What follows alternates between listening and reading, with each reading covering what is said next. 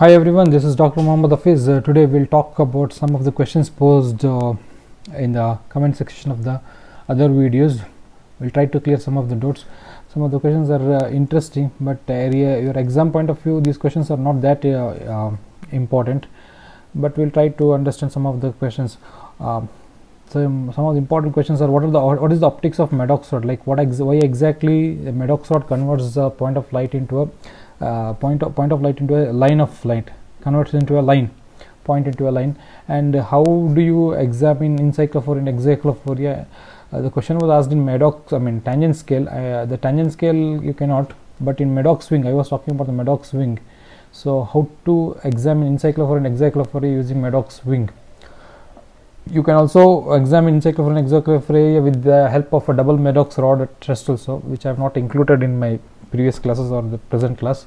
Now we will try to understand, since the question is asked, we will try to understand how encyclophoria and excyclophoria is being assessed with the help of a Maddox wing, and other questions which has been asked will try to clarify. Okay, coming to the optics of Maddox rod, what we need to understand is regarding optics of Maddox rod. Okay, what is Maddox rod? Maddox rod is a series of cylinders. You can keep it in two orientation: vertical orientation when the axis is vertical, or horizontal. You can keep it in as a same Maddox rod. You can keep it as a horizontal orientation.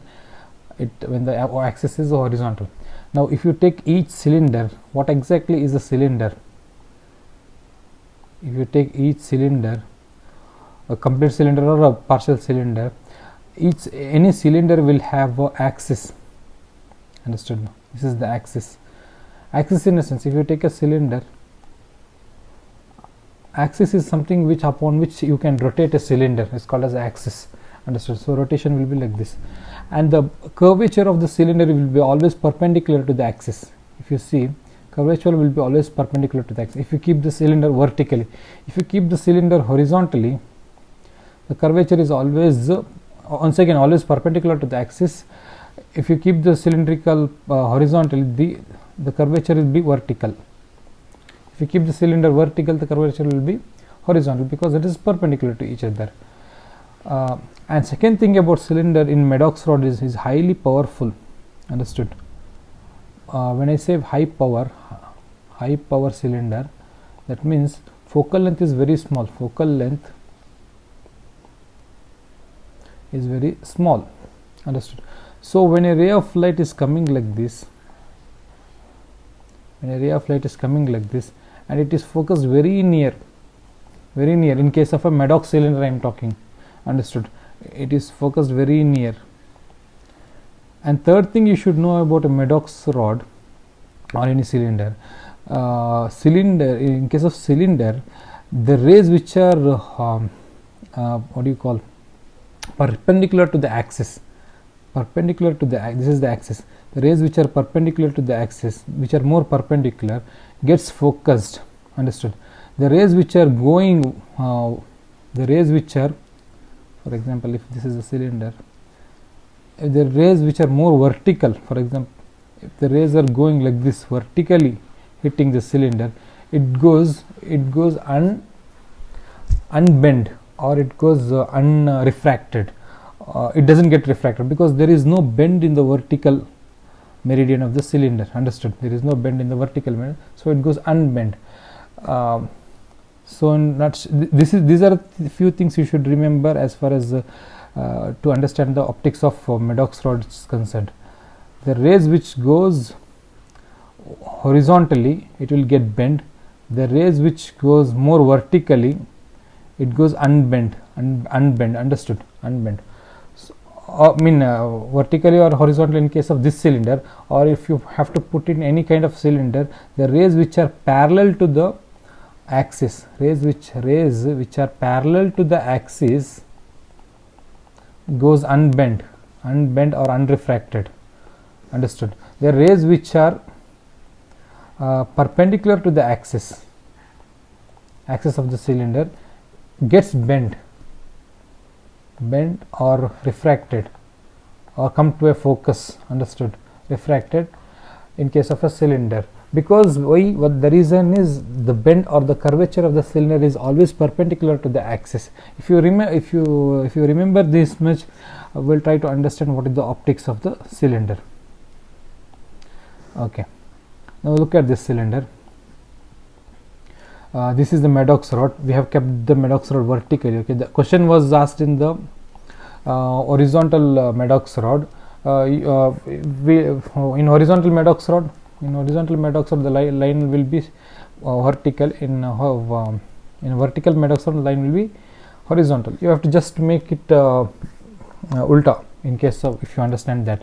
So we'll try to understand how it works in vertical Maddox rod.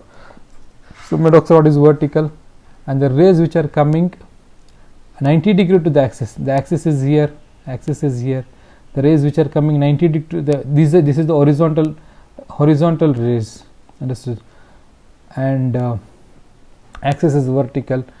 It gets bent, see, and I told you it is very powerful Maddox rod, and the focal length is very small. It is between the focal length is situated somewhere between the Maddox rod and the cornea, understood. The focal length is very small, so it gets focused here and gets diffused out. So it gets, focal length is so small, it forms an image in front of the cornea, and since the image is so in front of the cornea, it goes undetected. So the the rays which are 90 degree to the axis or perpendicular to the axis doesn't come into play in case of image formation in case of Maddox rod. Now look at the rays which are more vertical.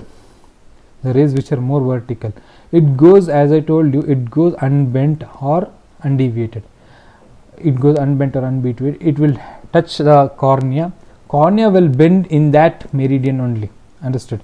If this is the cornea and your horizontal ray of light is coming and hitting here, it will get bent in that meridian to form a point, understood, So each cylinder is each cylinder itself can produce different number of horizontal rays.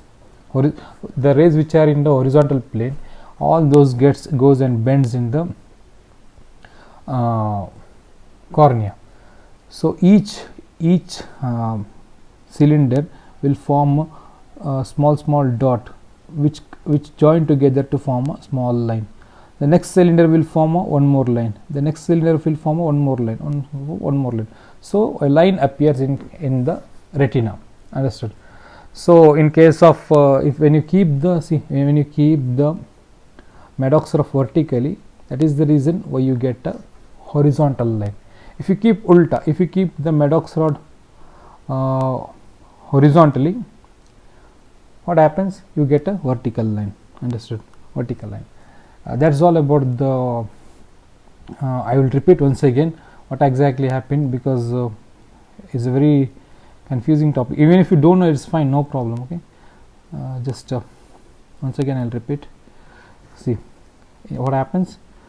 Okay, I've already drawn a picture. We'll see that. So I have kept the horizontal Maddox rod here. Each Maddox rod only allows the rays which are perpendicular to the axis gets focused in front of the Maddox rod somewhere here between this is the cornea and this is the Maddox rod. In between the cornea and Maddox rod gets focused, and it gets diffused after that, so it doesn't come into play. What comes into play? The rays which are parallel to the horizontal axis. It goes like this, and it forms a straight line over the cornea, which we won't be able to see. Each straight line of rays which are horizontal or which are parallel to the axis will get bent here to form a dot here. So each line will get bent here to form all these dot coalesce or join to form a line. That is the reason when you keep it horizontally, you will get a vertical line. When you keep it vertically, you get a horizontal line. As simple as that. We'll move on to the next question. Why the name heterophoria? Why it is not homophoria? is there in something called as homophoria. Okay, to understand, we'll break the names. What does heterophoria mean? Hetero means different or other than. Homo means same, hetero means different. Phoria means carrying or bringing. See, when the scientist named, or the ophthalmologist named Stevens, when he used the word heterophoria first, it didn't mean it is a tendency to cause a, or a, what do you call, latent squint, or there is a tendency to cause a squint. Nothing like that. It didn't mean like that. Use heterophoria in a specific, in a general way, like where there is a bend and all. So later on, it is developed into a latent squint. So when you tell something is called phoria is nothing but suffix to many other terms. For example, esophoria or heterophoria or orthophoria. Then there is something called as tropia, that is to mean turn or direction. Means ortho means straight. Okay, when you call heterophoria, it means different carrying or different bringing, it can mean, or carrying in the other than. Actually, it doesn't give a correct meaning out for the present definition what we are having. Understood? When you call heterotropia, it is called as different turn or different direction. Understood? It is not. These heterotropia and heterophoria gets the correct meaning when you define what is ortho. When you define what is orthophoria and what is orthotropia. Ortho means what? Ortho means straight. Okay. Ortho doesn't mean bone. Always remember, ortho means straight. Why orthopedics got its name? Because it means children. Ortho means straight. Initially they used to straighten this thing, bent legs of the children, it seems. So orthopedics come. So they used to straighten the legs of the children. So it got the name orthopedics. Ortho means straight. Okay, always a ray or a straight, something like that. So orthophoria means is a latent. Orthophoria means is a condition in which your eyes are straight. Understood? There is no squint. Even when you break the fusion, there is no squint. It's called as orthophoria, strictly speaking. Understood? And it should all orthotropia means there is no manifest squint. It's called as when there is no manifest squint, it's called as orthotropia. But this orthophoria is not particularly used in that context. Orthophoria means there is no manifest squint. Strictly speaking, usually we don't use the term orthotropia for anything. We just use orthophoria. For example, if the examiner asks you what is the ocular posture of the eye, most of the time it is orthophoric. In a cataract case, when you tell it is orthophoric, you will not tell orthotropic. Understood? Orthophoria is used in a general way. Now when it comes to the heterophoria specifically means latent squint.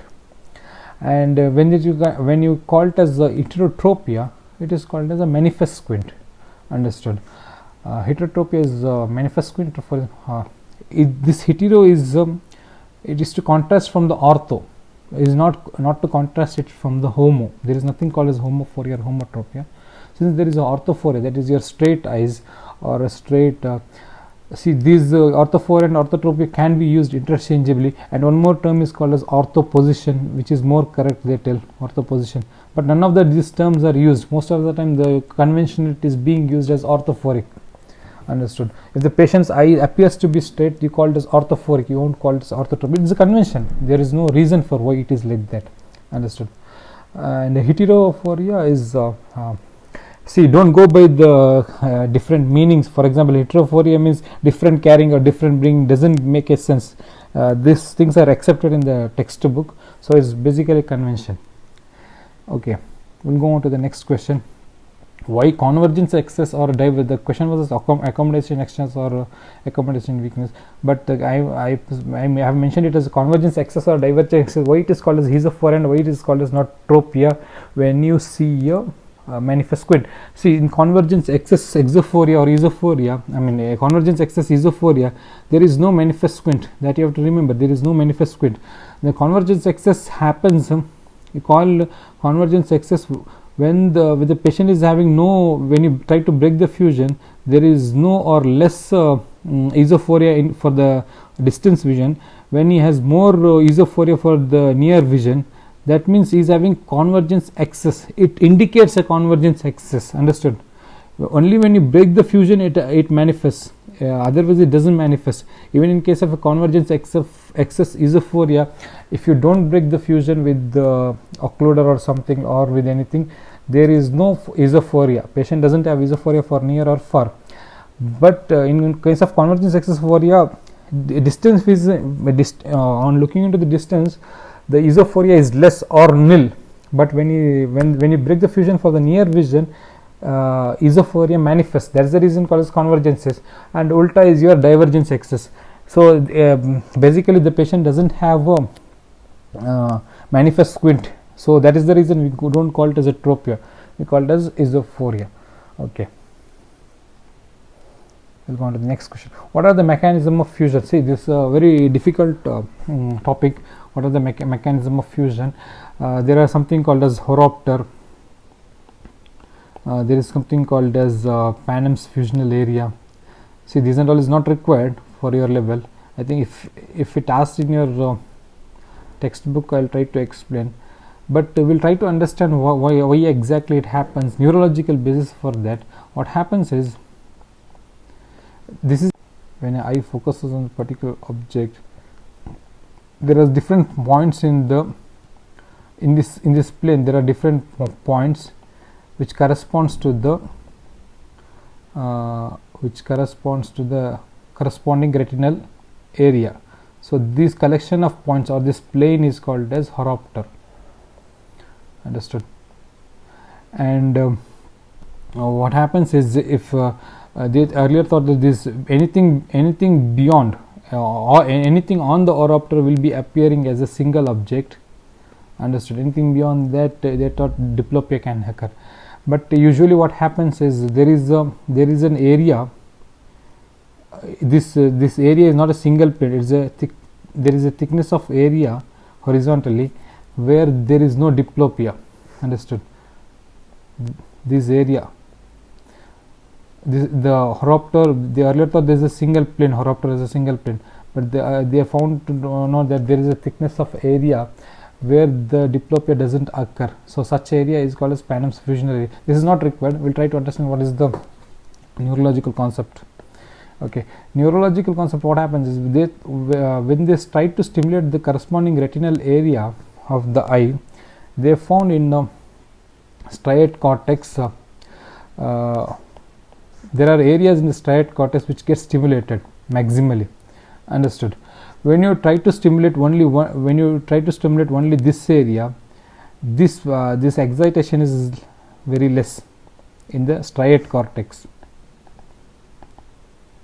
But when you try to simultaneously stimulate both the corresponding area, there are specific areas for each corresponding retinal area in the striate cortex. They kept the micro electrodes and they tried to check that area where this sensation is there. So whenever there is a corresponding retinal area gets stimulated, there are single areas which gets stimulated or excited. Understood? That is how the brain processes. Even though you are stimulating different retina, there are single areas which gets stimulated. Understood? That is the reason you have fusion. For example, this is the retina, and the image is following on the corresponding retinal area. Sorry, we'll make it properly. Okay, corresponding retinal area it is following. Now if you see, this is the nasal part, this is the temporal part, and this is the nasal part. And if you see this temporal part and the opposite nasal part, after in the chiasma, it will cross to the opposite side of the neuron, and it will go and go together and go to this same hemisphere of the brain. This is one more reason why you have fusion, because they go together, corresponding areas go together. This nasal area doesn't go to this brain. this side of this part of the hemisphere. This also goes to the same part of the hemisphere, and while upon stimulating the corresponding area, there are specific areas which get stimulated. That is how process is occurring, that is how fusion occurs in the corresponding area. Hope this answers the question, because the detail about these things are not given. I didn't get it.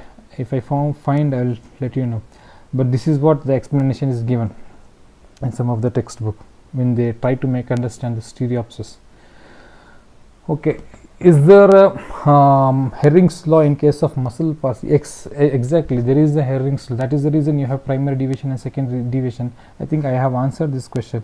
For example, in both the eye, if this is the lateral rectus and this is the medial rectus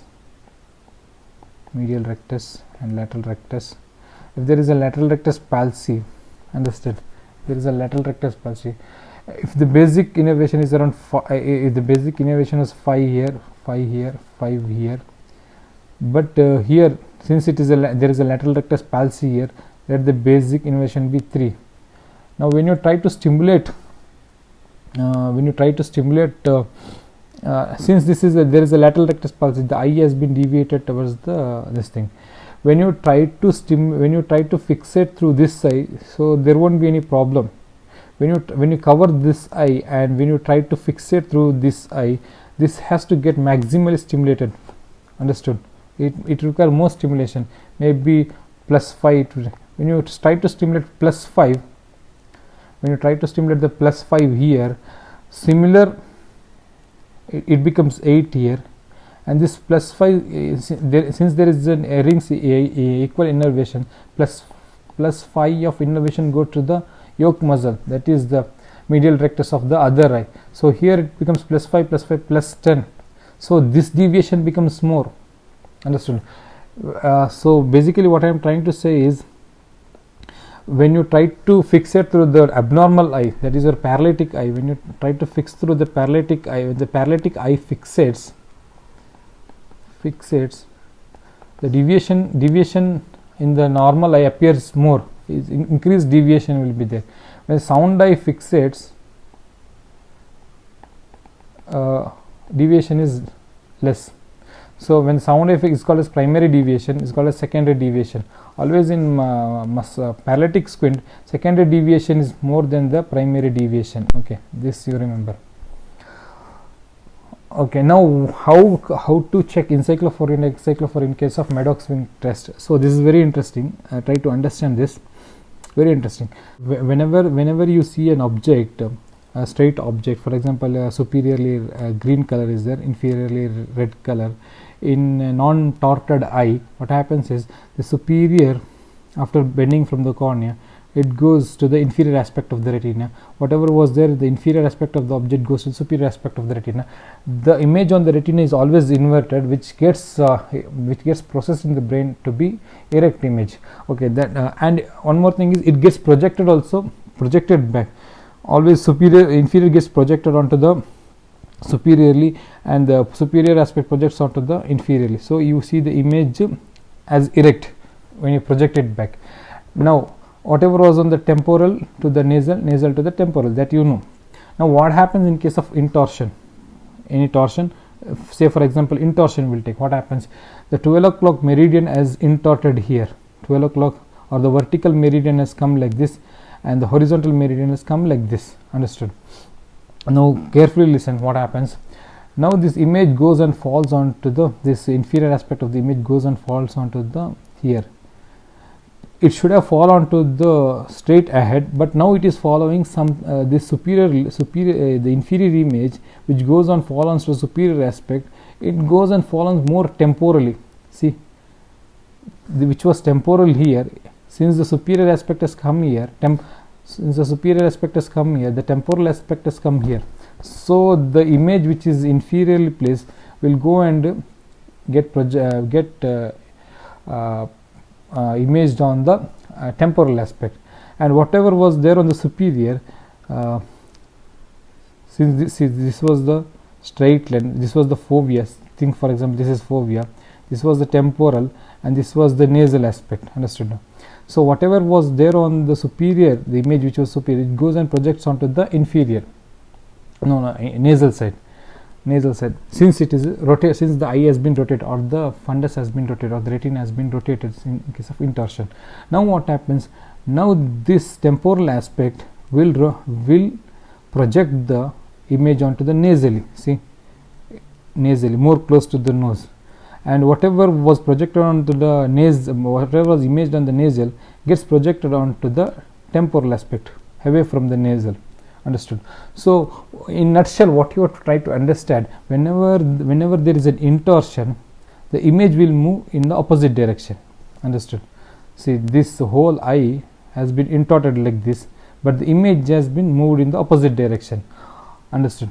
You cannot call it as extorsion. With respect to the image, I can call it as extorted. It goes in the opposite direction. Whenever there is an extorsion, the image will move inward. Understood? Whenever there is an intorsion means 12 o'clock position of the retina goes towards the nasal aspect. The 12 o'clock position of the image goes outward. So the patient sees an outward image in case of intorsion. Understood? This is the thing you should remember. Always it goes ulta. Now if you understand this, then it is very easy to understand what happens in the Maddox wing. So if you see the Maddox wing, what happens? The one eye will focus on this area, Maddox wing test. The other eye will see this area. We have seen this in the previous class. Now since if there is an intorsion, for example, this was the patient's eye, for example, one eye is intorted, the eye has moved inward. Now what happens to this image? This whole image will extort. Understood? The whole image will extort. Understood? Now this whole image, even including this one, this will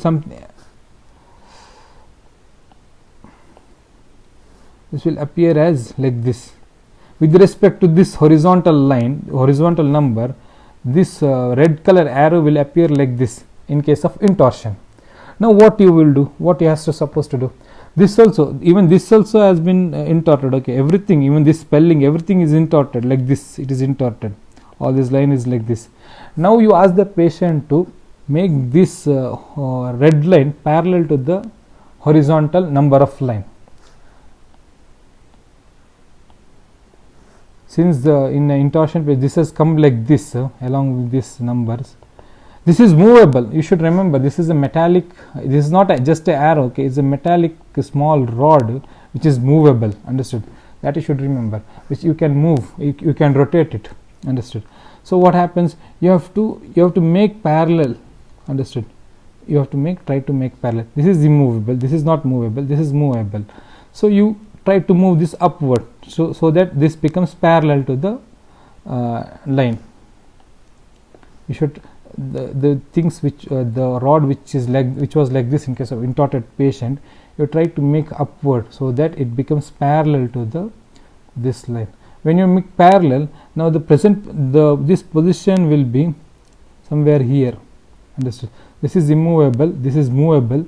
You have to make just this as parallel to this. So this will give amount of intorsion in case of intorted eye. Ulta happens in case of extorsion. When the eyes of the patient go for extorsion, image will go ulta. Image will go in the ulta direction. So this eye, what happens? It will rotate like this. Now you have to make this horizontal number and this as parallel. So you try to get this movable metallic rod downwards. So when you try to get it downwards, it will show towards extorsion. Encyclophoria, encyclophoria or excyclophoria. Okay, that's it. Hope you understood.